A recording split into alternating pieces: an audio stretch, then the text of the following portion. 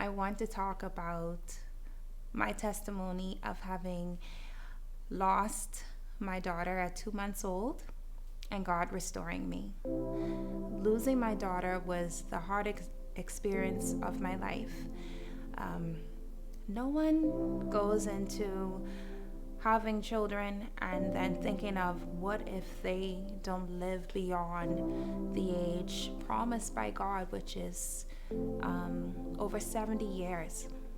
And for me, back in 2017, when I lost my daughter, I was broken, I was confused, depressed, and going through so many things.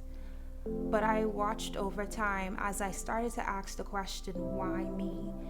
God then took me on a beautiful journey to show me that everything was according to his plan and to his will.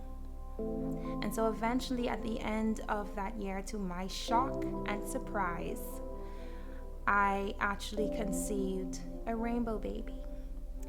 All of my children look so much alike, and so I was very fearful that I would have another little girl that looked just like my daughter. But God found it fit to give me a son. And one of my favorite scriptures at the time was Jeremiah 29:11, which speaks of the plans that God has for you.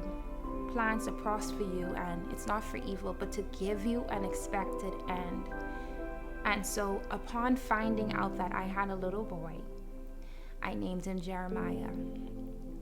And I watched how God unfolded his plans in my life. And now, almost 5 years later, I always encourage persons to ask God the question, why? Because upon asking why, he's going to show you why everything happened. Everything is according to God's will and his plans for you. So take courage and know that God knows exactly what he's doing.